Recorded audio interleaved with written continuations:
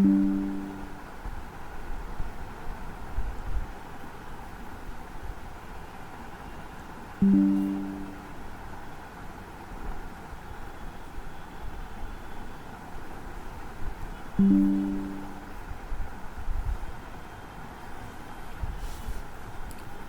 good afternoon everyone.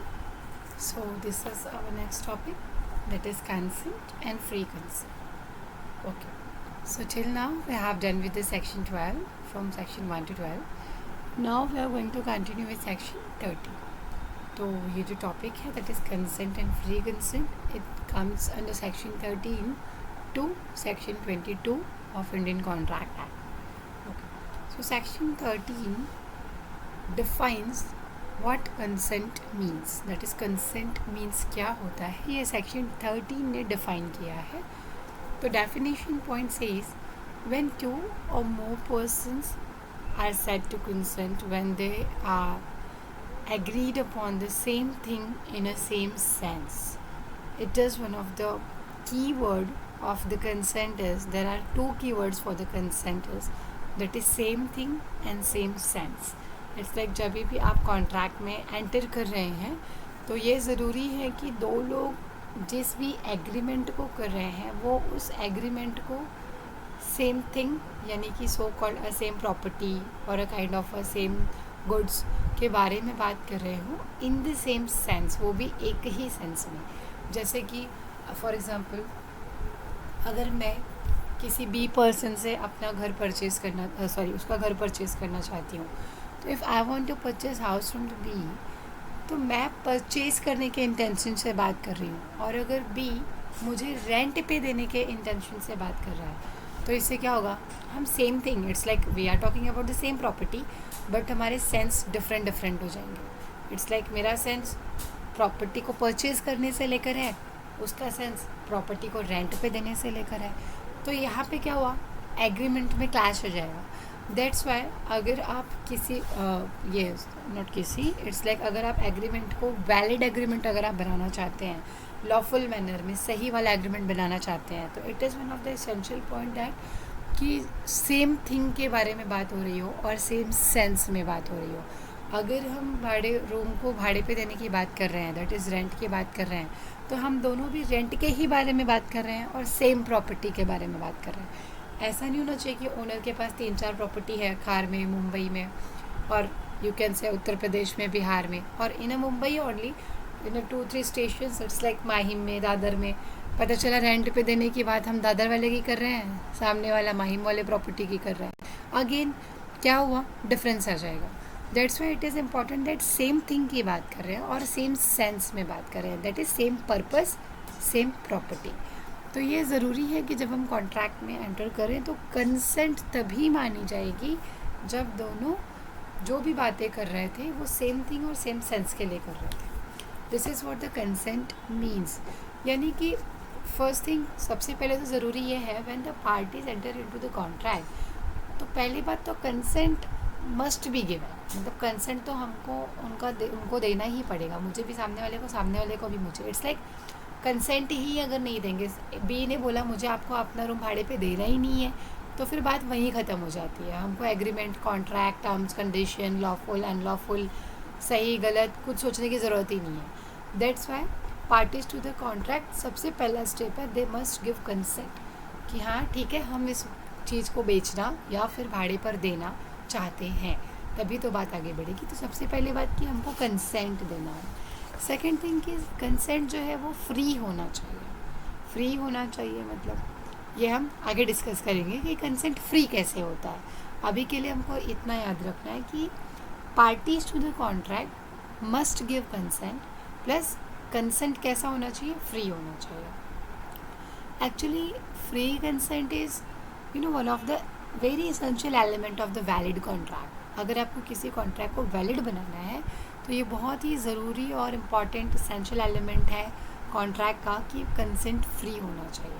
So when both the parties are agreed upon the same thing in the same sense, तो हम उसे legal term में एडिडम कहते हैं, जो कि नीचे लिखा हुआ है ad idem. Ad idem means meeting of a minds, जहाँ पे दो दिमाग एक साथ मिलके बात कर रहे हैं. It's like we are talking about the same property for the same purpose.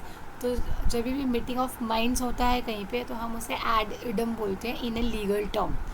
Simple language में same thing same sense, legal language में एडिडम, जहाँ पे हम एक चीज़ के बारे में एक जैसी बातों को कर रहे हैं.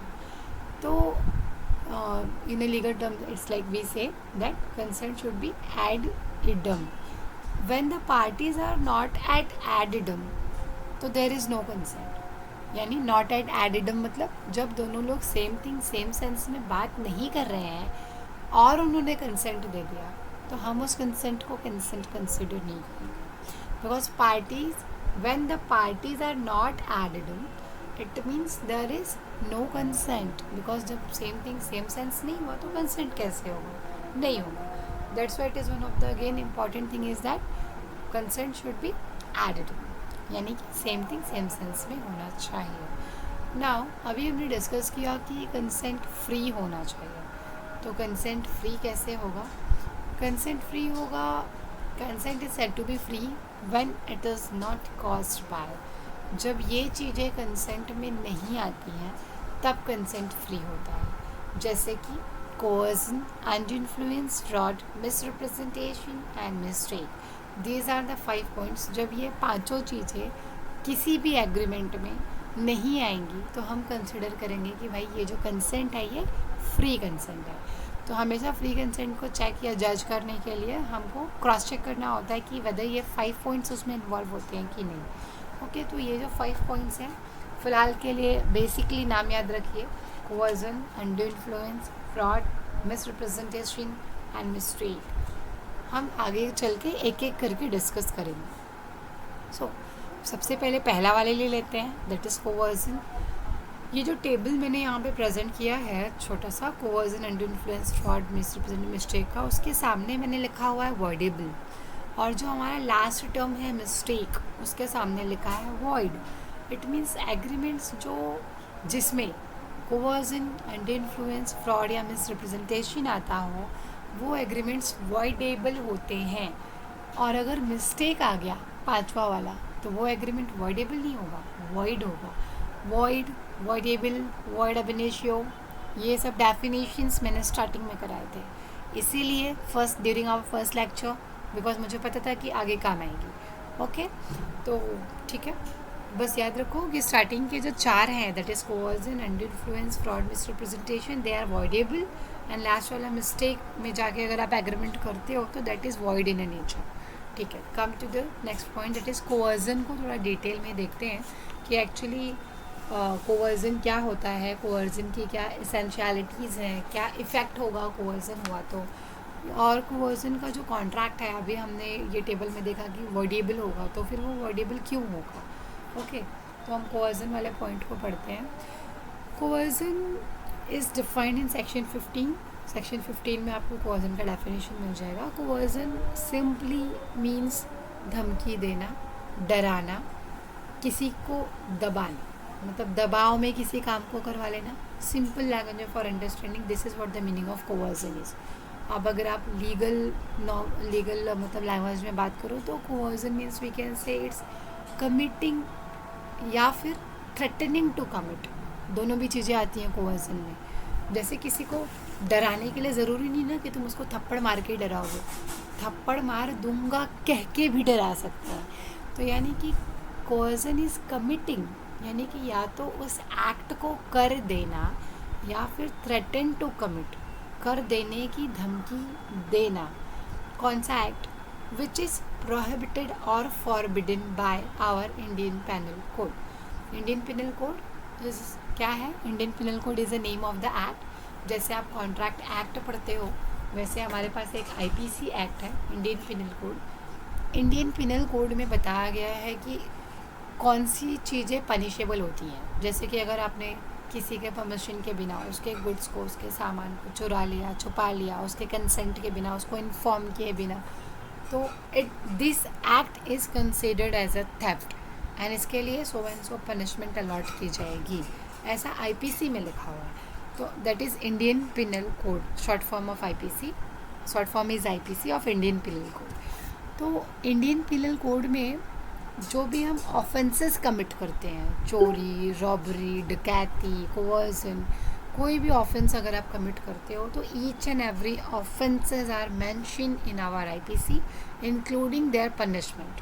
तो आपने कौन सा ऑफेंस कमिट किया है, अकॉर्डिंग सेक्शन के अकॉर्डिंगली वो ऑफेंस, वो पनिशमेंट देख के आपको दे दिया जाता है, तो वो हम आईपीसी में ही देखने जाते हैं। तो that's why we are saying कि अगर आप कोवर्जन कमिट करते हो या थ्रेटन करते हो कमिट करने के लिए कोई ऐसे एक्ट के ज़रिए विच इज़ फॉरबिडन और prohibited by Indian penal code, जो कि आपका एक्ट पनिशेबल है हमारे आईपीसी में, या फिर और you are doing unlawful detention. What is unlawful detention? Unlawful detention मतलब किसी को कस्टडी में रखना विदाउट एनी लॉफुल रीज़न। जैसे कि आप अपने बाजू वाले को कमरे में बंद कर दो, तो किसी को कमरे में बंद करना is unlawful detention without any genuine reason. If there is genuine reason then not an issue, but if we don't have any lawful reason, किसी भी lawful reason के बिना किसी को कमरे में बंद रखना या अपनी कस्टडी में रखना क्या होता है? It's a illegal detention which is punishable according to our IPC. So unlawful detention करना मतलब मैं किसी को कोवर्जन मतलब डरा रही हूँ, धमका रही हूँ, या ऐसा कर दूँगी कह रही हूँ, या उसकी प्रॉपर्टी को नुकसान पहुँचा दूँगी, या उसे गलत तरीके से मैंने पकड़ के रखा है। ये सब मैं क्यों कर रही हूँ? सिंपल, हम कॉन्ट्रैक्ट पढ़ रहे हैं, एग्रीमेंट पढ़ रहे हैं, तो ये सब मैं इसलिए कर रही हूँ ताकि जो एग्रीमेंट मैंने बनाया है, जिसमें मुझे सामने वाले की साइन चाहिए, वो अपनी कंसेंट मुझे नहीं दे रहे, तो मैं उसकी कंसेंट कैसे लूँगी? कोवर्जन के थ्रू लूँगी, डरा के, धमका के, उससे उसकी प्रॉपर्टी को, उसके घर वालों को नुकसान पहुँचा के, दैट इज़ कोवर्जन। इस तरीके की एक्टिविटी से अगर मैं किसी के कंसेंट को लेती हूँ कि भाई अगर तूने साइन नहीं किया ना तो आज मैं तेरा घर जला दूँगी, this is what the coercion is. किसी को अनलॉफुल डिटेंशन, जानबूझ के मैंने रूम में बंद करके रखा है कि जब तक साइन नहीं किया ना तब तक यहाँ से जाने का नहीं है। तो यानी ये जो चीज़ें हैं, या फिर किसी की प्रॉपर्टी को ही डिटेन कर लेना। डिटेंशन अनलॉफुल सिर्फ ह्यूमंस का ही नहीं होता है, प्रॉपर्टीज़ का भी अनलॉफुल डिटेंशन होता है। आपके लैपटॉप या पीसी या बहुत ही इंपॉर्टेंट चीज़ों को मैंने ले लिया है, हम सेइंग कि ये मेरे पास रहेगा जब तक आप इस एग्रीमेंट पे साइन नहीं कर दोगे। इनडायरेक्टली इंटेंशन क्या है? With the intention of causing any person to enter into the agreement. I want कि आप इस एग्रीमेंट में एंटर करो, and for that I am doing all this thing, that is I am committing or threatening to commit any act which is forbidden by the or IPC, unlawful detention, या फिर threatening to detain any property. ये सारी चीज़ें कहाँ आएंगी? Coercion में आती हैं। तो मेरी ऐसी किसी भी एक्टिविटी को कोवर्जन कहा जाएगा। पर्पस क्या है मेरा? To enter into an agreement. मैं डरा के धमका के इस एग्रीमेंट पे साइन कराना चाहती हूँ आपकी।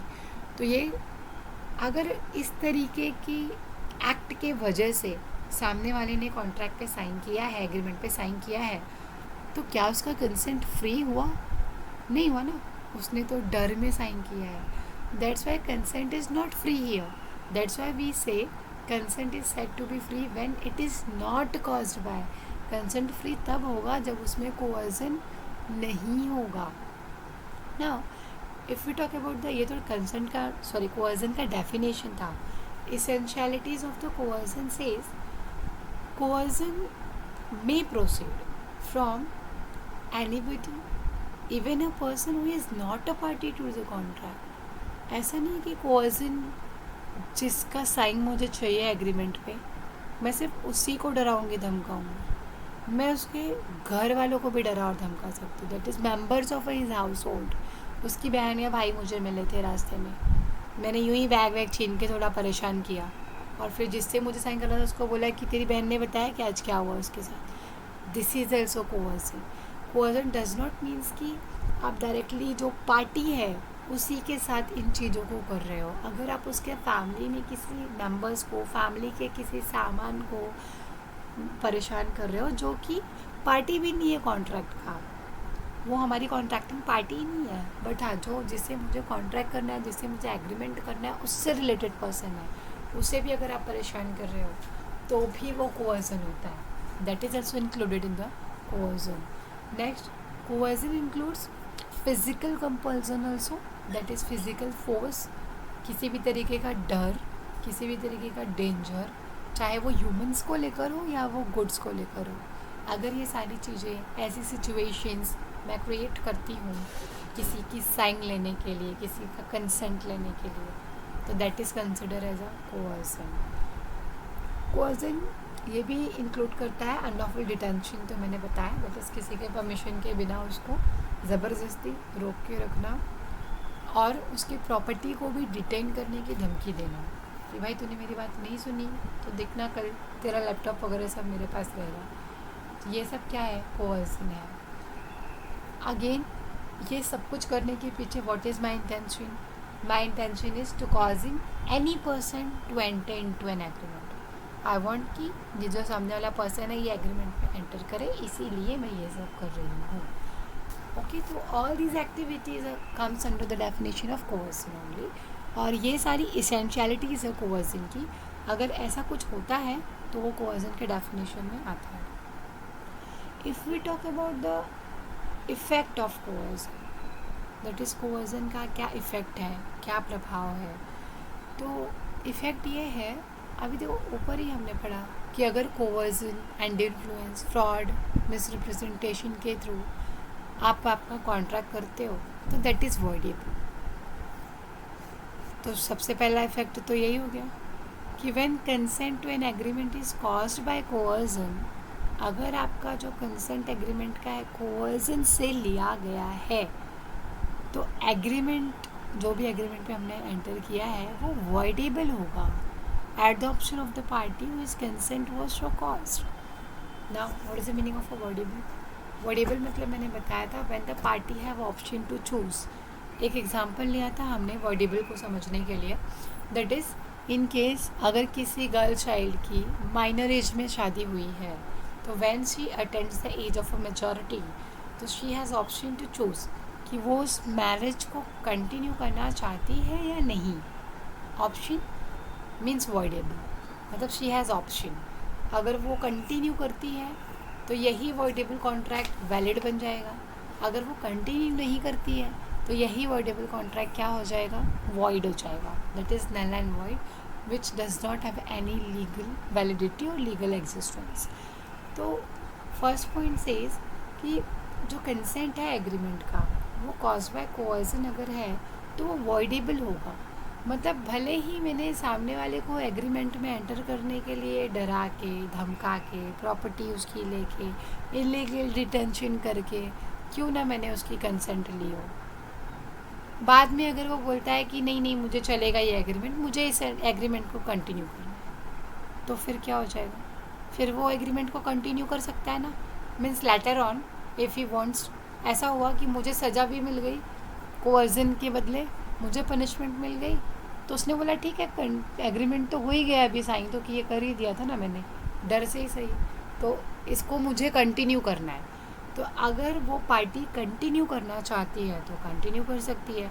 अगर उसे कंटिन्यू नहीं करना, कि उसे इस बात का मतलब वो है, गम है, गुस्सा है कि इसने मुझे डरा के धमका के इस एग्रीमेंट में एंटर किया था, तो मुझे इस एग्रीमेंट को कंटिन्यू नहीं करना है क्योंकि ये मेरी कंसेंट का नहीं है. तो means I have a option either to continue with it और टू लूज़ इट. तो अगर मैं उसको छोड़ने का डिसाइड करती हूँ तो फिर वो एग्रीमेंट वॉइड हो जाएगा, और अगर मैंने उसको कंटिन्यू किया तो वो वैलिड हो जाएगा. तो जहाँ पे ऑप्शंस होते हैं वो कॉन्ट्रैक्ट्स वॉइडेबल होते हैं. तो क्योंकि कोअर्सन के केस में हमारे पास ऑप्शन होता है कि later on if we want तो we can continue with it, और वी वांट तो हम कंटिन्यू नहीं भी कर सकते हैं. तो इसीलिए दोनों भी सिचुएशंस हमारे पास होती हैं, तो इसीलिए ये वॉइडेबल कहलाता है. सो अ पर्सन टू होम, अगर ऐसा हो कि पैसे दे के उकसाया गया हो साइन करने के लिए, तो जिसे मनी दिया गया है, दैट इज़ पैसे जिसे दिए गए हैं, a person to whom money has been paid, या फिर कोई सामान दिया था कि भाई इतना पैसा ले ले लेकिन ये एग्रीमेंट पे साइन कर दे, तो वो पैसा अगर मैं एग्रीमेंट को मतलब पता चल गया कि कोअर्सन की वजह से डर या धमकी या लालच देकर ये एग्रीमेंट साइन कराया गया है, तो वो पैसा आपको रिटर्न करना पड़ेगा. थर्ड थर्ड इफ़ेक्ट क्या हो सकता है कोवर्जन का?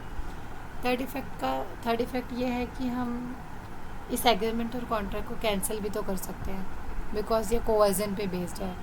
तो we may rescind it, that is we can cancel it, we can rescind the contract within reasonable time under a specific relief act 1963. Within reasonable time मतलब अगर मुझे वो कॉन्ट्रैक्ट जो कोवर्जन से हुआ है उस एग्रीमेंट को मुझे कैंसिल करना है तो ऑफकोर्स मुझे एक रीज़नेबल टाइम में करना पड़ेगा. अब सामने वाले ने मुझे डरा के धमका के मेरी साइन आज पेपर पे ली है तो मैं 10 साल के बाद जाके नहीं बोलूँगी ना कि अरे भाई इस एग्रीमेंट में तो इन्होंने मेरे साथ कोवर्जन किया था. तो फिर आप बार्ड बाय लिमिटेशन हो जाते हो. We have a specific relief act 1963 जिसके अंदर एक लिमिटेशन एक्ट होता है. लिमिटेशन एक्ट क्या है? उसका नाम ही लिमिटेशन है. वो हमको हर जगह लिमिट्स बताता है कि कौन से केस में आपके पास कितनी कितनी लिमिट है. जैसे कि फॉर एग्ज़ाम्पल एक एग्ज़ाम्पल देती हूँ. जैसे कि अगर आपने किसी को पैसे उधार दिए हैं, आपने किसी को आज 10 लाख रुपए उधार दे दिया, कैश में दे दिया, तो you don't have any evidence, या फिर विटनेस वगैरह है, चेक से नहीं दिया था, घर पे रखा था, कैश में दे दिया. आपने सामने वाले से 3 साल तक उसके वो पैसे नहीं मांगे. 3 साल बीत गए. 3 साल के बाद आप खुद अपने पैसे ही नहीं मांग सकते, बिकॉज लॉ ऑफ लिमिटेशन आपको बार करता है. You are barred by the law of limitation. आपको आपका ही पैसा उधारी जो हम डेथ किसी को देते हैं वो क्लेम करने के लिए हमारे पास टाइम पीरियड होता है 3 years. Yes, in case of a special circumstances, always we have a some exceptional situations. It's like कि मेरे पास according to law of limitation, I have a 3 years का time to recover same amount जो कि मैंने किसी को दिया है. अब ऐसा हो जाए कि मैंने उसको पैसे दिए थे, 1 साल के बाद मुझे पैरालिसिस हो गया.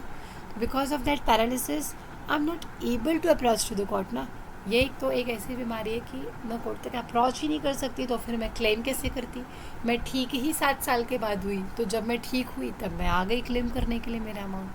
तो यहाँ पे जो लिमिटेशन एक्ट हमको बार करता है टाइम लिमिट से, उस डिले को कंडोन किया जाता है, दैट इज़ माफ़ किया जाता है. कंडोनेशन ऑफ डिले करके एक एप्लीकेशन हमको जजेस को देना होता है कि योर ऑनर लिमिटेशन एक्ट के थ्रू मेरा टाइम चला गया है, मैं लेट हो गई हूँ, बट ये एप्लीकेशन मैं दे रही हूँ कि मेरा जो टाइम गया है उसकी मुझे माफ़ी दी जाए because of so and so reason, और मेरी बात को सुना जाए. तो we have a limitation act. तो यहाँ पे भी क्या होता है कि जब कोवर्जन के थ्रू आपने एग्रीमेंट में एंटर किया हुआ है तो with in a reasonable time आप इस एक्शन को रेज करोगे कि आपको इस एग्रीमेंट को कैंसिल करना है because it is caused by coercion. आप टाइम लिमिट के बहुत ज़्यादा होने के बाद सडनली अचानक से बहुत दिनों बाद नहीं बोल सकते कि ये कोवर्जन के थ्रू हुआ था और आप इसे कैंसिल करो. आपको परमिशन ही नहीं मिलेगी, फिर आपको ज़बरदस्ती कंटिन्यू करना पड़ेगा, या फिर आपको प्रूफ करना पड़ेगा कि आप लेट आए हो तो फिर आप लेट क्यों आए. It's like if limitation is for 5 years तो आप 8 साल बाद क्यों आ रहे हो, 3 साल तक आप कहाँ थे. तो you have to explain that. If it is it's like आपका जो एक्सप्लेनेशन है या जो भी रीज़न है जज को जेन्युइन लगेगा तो they will condone your delay. The thing is कि जो कॉन्ट्रैक्ट आप कैंसिल करना चाहते हो तो you people have to do it on time only within a reasonable time. Again law में बहुत बार ये टर्म मिलेगा कॉन्ट्रैक्ट के, reasonable time, reasonable time, reasonable time, but there is no specification. It's like कोई description नहीं दिया गया है कि reasonable time means what. It's like 6 महीना, 1 साल, 5 साल, 10 साल, 50 साल. Reasonable time means what, it is not prescribed. ऐसा कुछ प्रिस्क्राइब नहीं किया गया क्योंकि डिफरेंट सिचुएशंस में, डिफरेंट सर्कमस्टेंसेस में, डिफरेंट कॉन्ट्रैक्ट्स में रीजनेबल टाइम्स अलग अलग हो सकते हैं. इसीलिए हमने टाइम लिमिट को प्रिस्क्राइब नहीं किया है. वो हम कॉन्ट्रैक्ट के हिसाब से अंदाज़ा लगा लेंगे कि इस कॉन्ट्रैक्ट में रीजनेबल टाइम क्या हो सकता है, ये कोर्ट डिसाइड कर लेगी. इसका डिटेलिंग हमको एक्ट में नहीं दिया गया है. ओके, एक एग्जांपल भी देख लेते हैं कोवर्जन का. डेफिनेशन देखा, इफ़ेक्ट्स देखे, एसेंशियलिटीज़ देखी. एक एग्जांपल देख लेते हैं. For example, A is a person, A threatens to B कि वो उसे शूट कर दे if he does not let out his house to. कि अगर आपने घर मुझे नहीं दिया ना तुम्हारे, मैं तुम्हें गोली मार दूँगा। B agrees to do so, of course B डर गया, बी ने एग्री किया। ये जो एग्रीमेंट है, this agreement is brought back over. और बी की जो कंसेंट है एग्रीमेंट को लेके is not a free consent, क्योंकि इसमें कोवर्जन था। B can avoid the contract, यानी कि बी अगर चाहे तो वो कॉन्ट्रैक्ट को वॉइड डिक्लेयर करा सकता है। नहीं चाहिए तो वॉइडेबल भी करा, वॉइडेबल तो है ही, मतलब उसके पास ऑप्शन है, चाहिए तो कंटिन्यू कर ले सेम कॉन्ट्रैक्ट को लेके। This is what the coercion is. Next आता है हमारा undue influence. Yes, undue influence define किया गया है सेक्शन 16 में। Undue influence is a contract is said to be induced by undue influence where relation between the contracting parties, जो parties contract कर रही हैं उनका जो relation है वो कुछ ऐसा है कि one of the party is in a position to dominate the will of other, यानी एक की पोजीशन कुछ ऐसी है कि वो दूसरे के विल को डोमिनेट कर सकता है, उनका रिलेशन ही ऐसा है। जैसे कि मास्टर सर्वेंट हो गया, कॉलेजेस में प्रिंसिपल टीचर्स हो गए, या फिर ट्रस्टी कॉलेजेस के जो होंगे वो, और देन अगेन टीचर्स हो गए। ये डोमिनेटिंग पोजीशंस हैं। या फिर आप कंपनी में ले लो, कंपनी में किसी एम्प्लॉई का बॉस हो गया, उस बॉस के लिए उस कंपनी के डायरेक्टर्स हो गए। तो ये रिलेशंस कैसे हैं, थोड़े डोमिनेटिंग वाले हैं। मास्टर सर्वेंट जहाँ पे हमको हमारे हेड की बात सुननी पड़ती है। तो when one of the party is in a position to dominate the will of other, ऐसा हो सकता है कि प्रिंसिपल जो बोले टीचर वही करे, ना करना चाहे फिर भी करे। Sometimes it happens, a kind of blackmail type का। तो यानी अगर आप अपने पोजीशन का फ़ायदा उठा के डोमिनेट करते हो किसी अपने एम्प्लॉई के विल को, because of the position which you have got, so position to obtain, position का आप यूज़ कर रहे हो क्यों, किसी अनफेयर एडवांटेज के लिए ओवर द अदर, ये होता है under influence. Under influence means one of the party is in a position to dominate the will of a other plus uses that position to obtain unfair advantage over the other, किसी का गलत फ़ायदा उठा के, किसी गलत काम को करा के और गलत फ़ायदा उठाना, ये undue influence होता है। There are some presumptions under the undue influence. Presumptions means it is deemed, it is already deemed, मतलब इसमें हमको कुछ सोचना, समझना, खोजना, ढूंढना नहीं है। deemed मतलब ऑलरेडी मान लिया गया है that where one person holds a real or apparent authority over the another, तो वहाँ undue influence आएगा। where he stands in a fiduciary relations to the other, वहाँ भी undue influence आएगा। where he makes a contract with a person who is mental capacity, जो mental capacity है वो temporary या permanently affected है by any reason, because of any illness, because of mental issues, body distress और any age criteria. तो ये सब क्या हो गया, ऐसी कोई सिचुएशन जहाँ पे किसी की मेंटल स्टेटस ठीक नहीं है, और क्योंकि हम ऐसे पोजीशन पे हैं कि हम उसको डोमिनेट कर सकते हैं या उसको उल्लू बना सकते हैं, उसका मिसयूज़ कर सकते हैं, तो इट मीन्स हम अंडर इन्फ्लुएंस कर रहे हैं। जैसे कि फॉर एग्ज़ाम्पल ए एक मैन है, एक डॉक्टर है, ए एक डॉक्टर है, बी उसका मरीज़ है जिसकी दिमाग की स्थिति थोड़ी ठीक नहीं है, वो अपने दिमाग के ट्रीटमेंट के लिए ए के पास आता है। तो बी ने क्या किया, जो मेडिकल अटेंडेंट दैट इज़ जो डॉक्टर है उनका, वो unreasonable sum of a fee, professional service जो है वो अनरीजनेबल अमाउंट क्लेम कर रहा है। मतलब डॉक्टर को ऐसा लग रहा है 1000 सबसे लेता है, ये तो पागल है, इसका दिमाग तो काम नहीं कर रहा है, इसका तो ट्रीटमेंट चालू है, इसको तो मैं 5000 भी बोल दूँगा तो ये दे देगा। तो पता चला वो डॉक्टर ने उससे 5000 रुपये मांग लिए। तो ये क्या हुआ, ये अंडर इन्फ्लुएंस हुआ। मतलब वो डॉक्टर ने अपने पोजीशन का फ़ायदा उठाया, अपने उस पोजीशन का बेनिफिट लेते हुए, वो भी रॉन्ग मैनर में, मतलब उससे फ़ीस से ज़्यादा अमाउंट ले लिया। और पोजीशन को डोमिनेट बनाते हुए सामने वाले का मिसयूज़ कर लिया. This is what the under influence is. तो जहाँ तक मास्टर सर्वेंट्स के रिलेशन में ऐसा होता है कि अंडर इन्फ्लुएंस के केसेस देखे जाते हैं. तो अंडर इन्फ्लुएंस में ये प्रिजम्पशन ऑलरेडी मान, अगर पोजीशन मास्टर सर्वेंट वगैरह वाली है या फिर ऐसे हायर और लोअर अथॉरिटी वाली है, तो अंडर इन्फ्लुएंस प्रिज्यूम कर लिया जाता है. मतलब अगर किसी ने इल्ज़ाम लगाया ना कि यहाँ पे मेरे साथ अंडर इन्फ्लुएंस हुआ है, तो कोर्ट डायरेक्ट मान लेगी. जिसने इल्ज़ाम एलिगेशंस लगाए हैं उसे कुछ भी प्रूफ करने की ज़रूरत नहीं है. अंडर इन्फ्लुएंस में प्रिजम्पशंस हैं. अगर आपके रिलेशंस वैसे हैं तो प्रिजम्पशंस बनते हैं, तो ऑटोमेटिक केस बन जाएगा विदाउट एनी एविडेंस. बोला तो काफ़ी है. अब ये जो अंडर इन्फ्लुएंस है ये सिर्फ ऑफिस या बाहर या जॉब्स में नहीं होता, ये घरों में भी होता है. इट्स लाइक घरों में कैसे होगा अंडर इन्फ्लुएंस? घरों में भी होता है ना. समटाइम्स हमारे जो पेरेंट्स होते हैं, mother father, they also use they are dominating वाला व्यू. समटाइम्स ऐसा होता है ना, फादर एंड सन के बीच में, हस्बैंड एंड वाइफ के बीच में, डॉक्टर एंड पेशेंट के बीच में, trustee beneficiary, solicitor and client, हर जगह अंडर इन्फ्लुएंस का कॉन्सेप्ट फ्लो होता रहता है. तो देयर आर प्रिजम्पशन कि जो हायर अथॉरिटी पे है हम मान लेंगे कि उसने अंडर इन्फ्लुएंस प्ले किया है. If we talk about the essentialities of under influence, तो अंडर इन्फ्लुएंस की एसेंशियलिटीज़ ये हैं कि जो भी ट्रांजैक्शन या एग्रीमेंट हमने किया है it should be caused by under influence. यानी उसमें अंडर इन्फ्लुएंस होना चाहिए. अगर आपके एग्रीमेंट में अंडर इन्फ्लुएंस नहीं है, ऑफ कोर्स, तो फिर अंडर इन्फ्लुएंस में कैसे आएगा? तो अंडर इन्फ्लुएंस होना चाहिए.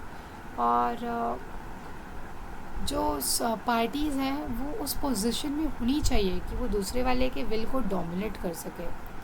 अगर ऐसी पोजीशन नहीं है ना, तो फिर अंडर इन्फ्लुएंस का कॉन्सेप्ट नहीं आएगा, फिर दूसरा कोई कॉन्सेप्ट आ जाएगा. बट अंडर इन्फ्लुएंस के लिए पोजीशन डोमिनेटिंग वाली किसी एक की होनी चाहिए. अब जो डोमिनेटिंग पोजीशन वाला पार्टी है वो उस पोजीशन को ऑब्टेन करता है, क्यों? किसी अनफेयर एडवांटेज के लिए ओवर द अदर. किसी अनफेयर एडवांटेज के लिए वो उस पोजीशन को यूज़ कर रहा है. जैसे डॉक्टर ने 5,000 रुपये फीस ले लिया, दैट इज़ अनफेयर एडवांटेजेस. ऐसा कोई काम. If we talk about the burden of proof, that is burden किसके ऊपर है, कौन प्रूफ करेगा कि अंडर इन्फ्लुएंस किसने किया किसने नहीं किया. तो law says where the transaction appears, कहीं भी अगर अंडर इन्फ्लुएंस का केस आता है तो हम ऐसा मान लेंगे कि जिसने एलिगेशन लगाया है, दैट इज़ जो छोटे वाले पोजीशन पे हैं, हम ऐसा मान लेंगे कि उसके साथ अंडर इन्फ्लुएंस प्रैक्टिस हुआ है. Burden of proof is with the person who is in a position to dominate the will of other. जैसे कि फॉर एग्ज़ाम्पल अगर मैं ये प्रिंसिपल और टीचर की बात करूँ, तो हमको इनके रिलेशन से ही समझ में आता है कि principal she is in a position to dominate the teacher. तो यानी अगर हम एलिगेशन उन पे लगाते हैं कि अंडर इन्फ्लुएंस हुआ है हमारे साथ, तो इट्स लाइक कि अंडर इन्फ्लुएंस हुआ है, तो कोर्ट में हमको प्रूफ करने की ज़रूरत नहीं है कि अंडर इन्फ्लुएंस कैसे हुआ. ये सामने वाले को प्रूफ करने की ज़रूरत है कि अंडर इन्फ्लुएंस कैसे नहीं हुआ. तो burden of proof is with that person. किसके पास? Who is in a position to dominate the will of other. उससे जाके प्रूफ करना पड़ेगा कि वो इनोसेंट है. इसके बाद if you talk about the जैसा कि मैंने बताया, under influence it also may exist between the father and son, husband and wife, doctor and patient. Common है, हर जगह एग्जिस्ट कर सकता है, आजकल तो सब जगह ही होता है. अंडर इन्फ्लुएंस का भी इफ़ेक्ट क्या है? Again the very first effect of the under influence is कि जो कॉन्ट्रैक्ट है वो कैसा होगा? वॉइडेबल होगा. ऑलरेडी हमने भी ऊपर डिस्कस किया कि कोवर्जन वाला एग्रीमेंट हो, अंडर इन्फ्लुएंस वाला एग्रीमेंट हो, फ्रॉड वाला हो, मिसरिप्रेजेंटेशन वाला हो, they all are voidable in nature. सिर्फ मिस्टेक वाला वर्ड होता है. तो सबसे पहला इफ़ेक्ट जो होगा अंडर इन्फ्लुएंस का वो होगा कि हमारा जो एग्रीमेंट है वो वॉइडेबल होगा. It's like party has option. Same thing कि अगर अंडर इन्फ्लुएंस में आके एम्प्लॉई ने किसी कॉन्ट्रैक्ट में एंटर किया है तो that is voidable. That is the employ has option कि लेटर ऑन वो उस एग्रीमेंट के साथ कंटिन्यू करना चाहता है या नहीं करना चाहता. If you wants to continue, तो वो कंटिन्यू भी कर सकता है, तो फिर वर्डेबल कॉन्ट्रैक्ट वैलिड बन जाएगा। अगर उसको कंटिन्यू नहीं करना है तो नहीं करे, क्योंकि कंसेंट फ्री नहीं है, it is caused by the under influence, तो वहाँ पे कॉन्ट्रैक्ट क्या बन जाएगा, वॉइड बन जाएगा, that is which does not have any legal existence. तो क्योंकि ये लोग वर्डेबल हैं तो यहाँ पे हमारे पास ऑप्शंस होते हैं। तो सबसे पहला इफेक्ट अंडर इन्फ्लुएंस का यही है कि कॉन्ट्रैक्ट्स जो होते हैं वो वर्डेबल इन नेचर होते हैं। और भी इफ़ेक्ट्स की अगर हम बात करें तो एक इफ़ेक्ट तो हो गया कि कॉन्ट्रैक्ट वर्डेबल होगा। दूसरा इफ़ेक्ट अंडर इन्फ्लुएंस का ये हो सकता है कि जो कॉन्ट्रैक्ट है अंडर इन्फ्लुएंस वाला उसे हम सेट असाइड करा दें, दैट इज़ कैंसिल करा दें, क्योंकि अंडर इन्फ्लुएंस वाला कॉन्ट्रैक्ट है तो I don't want to continue with it, तो मैं उसको कैंसिल कर सकती हूँ, that is I can cancel it. Cancel करने के अलावा हाँ, ये जो कैंसिल करने वाला हमारा राइट्स है अंडर इन्फ्लुएंस को, ये सिर्फ उन्हीं पार्टीज़ के हाथ में होता है जो पार्टीज़ वहाँ पे कॉन्ट्रैक्टिंग पार्टीज़ होती हैं, मतलब कि जो डोमिनेटिंग पोजीशन पे है और जिसका उसने मिसयूज़ किया। उन दोनों के अलावा कोई भी थर्ड पार्टी के हाथ में ये राइट्स नहीं होता कि वो अंडर इन्फ्लुएंस के कॉन्ट्रैक्ट को क्या करा दे, सेट असाइड करा दे, दैट इज़ कैंसिल करा दे। कैंसिलेशन के राइट्स जो हैं वो सिर्फ कॉन्ट्रैक्टिंग पार्टीज़ के पास ही हैं। विद दिस अंडर इन्फ्लुएंस के कॉन्सेप्ट्स भी यहाँ पे फिनिश होते हैं। So there are some presumption, some essentialities और इफ़ेक्ट्स, ये दो चीज़ें हमने देखा। अब हम थोड़ा सा डिफरेंस भी देख लेते हैं कोअर्जन और अंडर इन्फ्लुएंस में, क्योंकि ये दोनों टॉपिक पढ़ा है तो डिफरेंस भी कवर कर लेते हैं, तो एटलीस्ट ये कोअर्जन और अंडर इन्फ्लुएंस तो ख़त्म हो जाएगा। यस, कोअर्जन और अंडर इन्फ्लुएंस में डिफरेंस क्या है। कोअर्जन में जब हम कंसेंट लेते हैं तो it is given under the threat of an offence, यानी किसी ऑफेंस को कमिट करने की धमकी दी जाती है, मार देंगे या डराना या प्रॉपर्टी डिटेन कर लेंगे या उस ह्यूमन को डिटेन कर लेंगे, जबकि अंडर इन्फ्लुएंस में ऐसा कुछ नहीं होता। अंडर इन्फ्लुएंस में कंसेंट कैसा लिया गया है, रिलेशंस की वजह से। रिलेशन कैसा है, अनदर पर्सन के साथ। यहाँ पे हमको देखना है कि पोजीशन डोमिनेटिंग वाली है कि नहीं है, तो इफ पोजीशन डोमिनेटिंग वाली है तो अंडर इन्फ्लुएंस है। कोअर्जन में क्या हो रहा है, थ्रेटनिंग आ रही है, धमकियाँ आ रही हैं। अंडर इन्फ्लुएंस में डोमिनेटिंग पोजीशन आ रहा है। कोअर्जन में हम कंसेंट कैसे लेंगे, कमिट करके, दैट इज़ किसी का एक्ट को या किसी एक्ट को, दैट इज़ ये विच is forbidden by the Indian penal code, ऐसे किसी एक्ट को करके, दैट इज़ डरा के, धमका के या थप्पड़ मार के हम क्या करेंगे, कोअर्जन के थ्रू कंसेंट लेंगे। और अंडर इन्फ्लुएंस में by dominating the will of another, सिर्फ विल को डोमिनेट करने की ज़रूरत है, किसी भी तरीके के डराने धमकाने की कोई ज़रूरत अंडर इन्फ्लुएंस में नहीं है।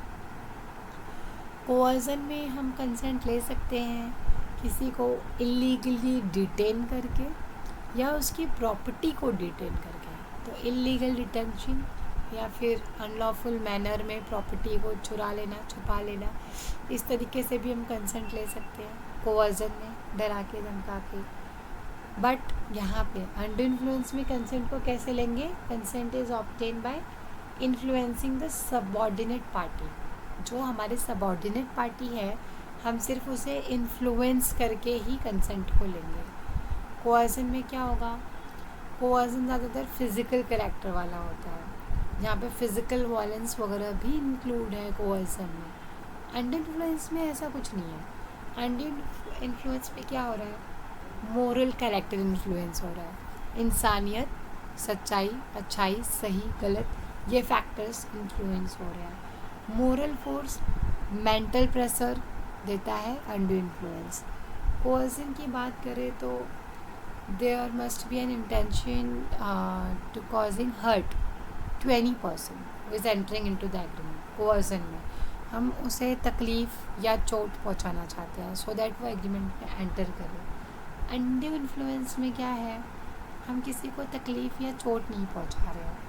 अंडर इन्फ्लुएंस में हम किसी के पोजीशन को यूज़ कर रहे हैं किसी अनफेयर एडवांटेज के लिए। समवेयर अगर हम देखेंगे तो जो हमारा कोवर्जन है, it involves a criminal act. Criminal act है ना, डराना, धमकाना, छेड़खानी करना, this are the criminal activities. किसी को अनलॉफुल डिटेन करके रखना, तो कोवर्जन में हम क्रिमिनल एक्टिविटी कर रहे हैं। लेकिन अंडू इन्फ्लुएंस में हमने कोई क्रिमिनल एक्टिविटी नहीं की, इट्स नॉट क्रिमिनल एक्टिविटी। तो all these are the difference between the coercion and undue influence. With this हमारा जो ये है कोवर्जन और अंडू इन्फ्लुएंस का कॉन्सेप्ट, ये हम यहाँ पे ख़त्म करते हैं। नेक्स्ट में हम कंटिन्यू करेंगे हमारा ये नेक्स्ट वाला, दैट इज़ और जो पार्ट्स हैं, फ्रॉड, मिसरिप्रेजेंटेशन एंड मिस्टेक। एक शॉर्ट रिवीजन भी ले लेते हैं फिर से, summary kind of a consent and free consent को लेके। ओके, तो as I said, consent free कब होता है? कंसेंट फ्री तब होता है when two or more persons set to consent free when they are agreed upon the same thing in a same sense. यानी जब हम एक चीज़ को, एक प्रॉपर्टी या एक गुड्स या कॉमन फैक्टर को लेकर कॉमन सेंस में बात कर रहे हैं, तो that is consent. Ad idem means meeting of a minds, that is we are talking about the same thing, that is meeting of a minds. इसको लीगल टर्म में same thing and same sense को क्या कहा गया है? Ad idem. Consent is said to be free when it is not caused by. जब consent में ये चीज़ें नहीं आती हैं तो कंसेंट फ्री होती हैं। That is coercion, undue influence, fraud, misrepresentation and mistake. जैसा कि पहले भी मैंने बताया, coercion, undue influence, fraud, misrepresentation से किए गए जो एग्रीमेंट्स होते हैं वो वॉइडेबल होते हैं, और मिस्टेक्स में किया गया जो एग्रीमेंट होता है वो वॉइड होता है। कोवर्जन के बारे में हमने पढ़ा कि कोवर्जन में क्या होता है? Committing or threatening to commit, यानी कमिटिंग यानी कर देना, या तो किसी रॉन्गफुल एक्टिविटी, एक्ट को कर देना which is punishable by IPC, या फिर धमकी देना कर देने की which is forbidden by IPC. किसी को अनलॉफुल डिटेन करना, किसी की प्रॉपर्टी को अनलॉफुल डिटेन करना, क्यों कर रहे हैं? सो दैट वो कॉन्ट्रैक्ट या एग्रीमेंट में एंटर करे, तो वो कोवर्जन होगा। इसेंशियलिटीज़ में क्या है? कोई पर्सन होना चाहिए जिसके साथ ये सारी चीज़ें हुई हों, और सिर्फ उसके साथ नहीं, उसके घर वाले लोगों के साथ भी हुई है तो भी हम कोवर्जन कंसिडर करेंगे। किसी भी तरीके का फिज़िकल फोर्स, फिज़िकल फियर या कोई डेंजर आपने सामने वाले के माइंड में क्रिएट किया है या आप करते हो, तो that is also coercion. Consent जो हम लेंगे अनलॉफुल डिटेंशन से लिया तो भी कोवर्जन होगा, थ्रेटन करके लिया, प्रॉपर्टी डिटेन करके लिया तो भी कोवर्जन होगा। अब जो भी हम यहाँ पे एक्टिविटीज़ कर रहे हैं कोवर्जन वाली, इनडायरेक्टली इन सारी चीज़ों का मतलब क्या है? व्हाट वी वांट, हम चाहते हैं कि वो एग्रीमेंट पे साइन कर दे। तो जैसे ही वो एग्रीमेंट पे साइन करता है, वो एग्रीमेंट की वैलिडिटी तो नहीं है because it is caused by coercion. तो इसीलिए इफ़ेक्ट क्या होगा? सबसे पहला कि when the consent to the agreement is caused by coercion, that agreement is, वो कॉन्ट्रैक्ट कैसा होगा? वॉइडेबल वाला होगा। That is at the option of the party, that the party has option to choose कि वो सेम कॉन्ट्रैक्ट के साथ later on continue करना चाहता है या नहीं। करना चाहता है तो वॉइडेबल वाला कॉन्ट्रैक्ट वैलिड हो जाएगा, नहीं तो वॉइड हो जाएगा। A person to whom money has been paid, या फिर अगर पैसा वैसा देके किसी से कोवर्जन मतलब कराया गया है, पैसा देकर उसको बेका फुसला के फिर एग्रीमेंट साइन कराई गई है, इन दैट केस आपको मनी वापस करनी पड़ेगी। थर्ड ऑप्शन क्या है हमारे पास कि हमको हमारा कॉन्ट्रैक्ट कैंसिल करना पड़ेगा अगर आपने कोवर्जन के थ्रू कंटिन्यू किया है तो। देन अगेन एक कॉन्सेप्ट हमने देखा था कि हम विद इन रीजनेबल टाइम पे कैंसिल करेंगे according to specific relief act. और अंडू इन्फ्लुएंस में हमने क्या देखा कि अंडू इन्फ्लुएंस मीन्स जहाँ पे एक कोई पर्सन है जो डोमिनेटिंग पोजीशन पे है और दूसरे के विल को डोमिनेट करता है अपने पोजीशन को यूज़ करके किसी अनफेयर एडवांटेज के लिए, तो ये अंडू इन्फ्लुएंस होगा। अंडू इन्फ्लुएंस सिर्फ बाहर ही नहीं, आजकल घरों में भी पाए जाते हैं, जैसे कि फैमिली रिलेशंस में भी आता है, husband wife, brother sister, mother father, husband wife तो हो गया खैर, doctor patient, trustee beneficiary, solicitor and clients. In all this relations it happens कि अंडू इन्फ्लुएंस लोग प्रैक्टिस कर लेते हैं। प्रिजम्पशंस में हमने देखा कि अंडर इन्फ्लुएंस में ऑलवेज देयर इज़ प्रिजम्पशन कि जिसने एलिगेशन लगाया है उसे कुछ भी प्रूफ करने की ज़रूरत नहीं है। जो एलिगेशन लगाता है उसके साथ प्रिजम्पशन है कि यस उसके साथ अंडर इन्फ्लुएंस प्रैक्टिस हुआ है। बर्डन ऑफ प्रूफ शिफ्ट हो जाता है अपोजिट पार्टी पे, दैट इज़ जो डोमिनेटिंग पोजीशन में है, जो सामने वाले को यूज़ कर सकता है, उसे प्रूफ करना है कि अंडर इन्फ्लुएंस प्रैक्टिस किया या नहीं किया। Burden of proof is with that person. अगर कोई ट्रांजैक्शन अंडर इन्फ्लुएंस से कॉज्ड है, इट मीन्स हमको देखना पड़ेगा कि वहाँ पे पोजीशन डोमिनेट वाली है कि नहीं। If there is dominating position then under influence is there. अभी जो डोमिनेटिंग पोजीशन है, ये भी जो फ़ायदे को ले रही हैं वो किसी मिसयूज़ करने को ही ले रही हैं, किसी अच्छे काम के लिए नहीं ले रही। तो that is also one of the key point for to be a under influence. Okay, तो अंडर इन्फ्लुएंस का भी इफेक्ट क्या होगा? इट्स ए सेम थिंग जैसे हमारा ये अवॉइडेबल था ऊपर वाला कॉन्ट्रैक्ट कोअर्सन वाला, वैसे ही अंडर इन्फ्लुएंस में भी कॉन्ट्रैक्ट क्या होगा हमारा? अवॉइडेबल होगा। हम अगर चाहें तो इसे सेट असाइड कर सकते हैं, दैट इज़ एब्सोल्युटली कैंसिल भी कर सकते हैं।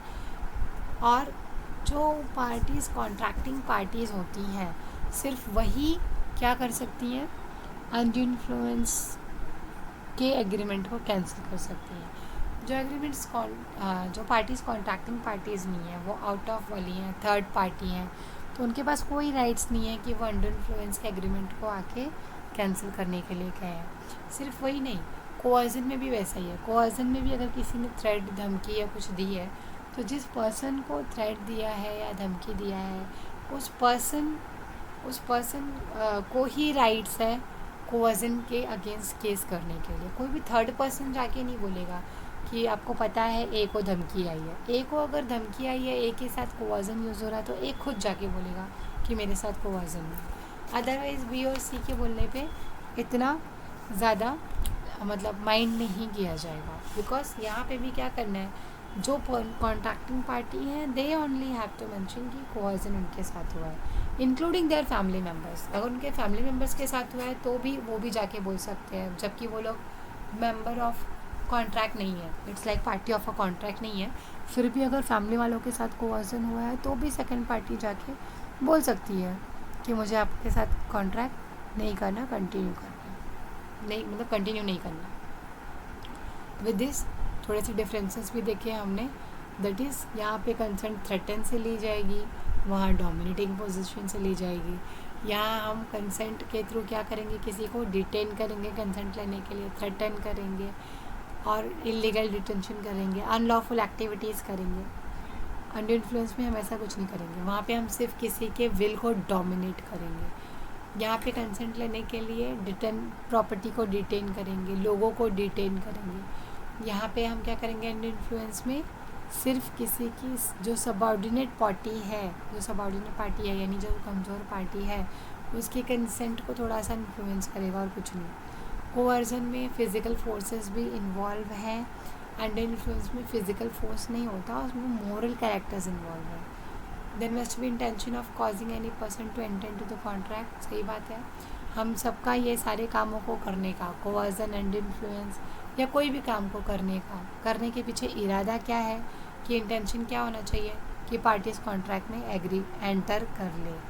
अब जो हमारा कोअर्जन है ये क्रिमिनल एक्ट को कंसिडर करता है और अंडर इन्फ्लुएंस में कोई भी क्रिमिनल एक्ट नहीं आता है। With this coercion and under influence ends here. एक शॉर्ट रिवीजन भी ले लिया हमने। Done with the today. हम नेक्स्ट कंटिन्यू करेंगे हमारे फ्रॉड वाले टॉपिक के साथ।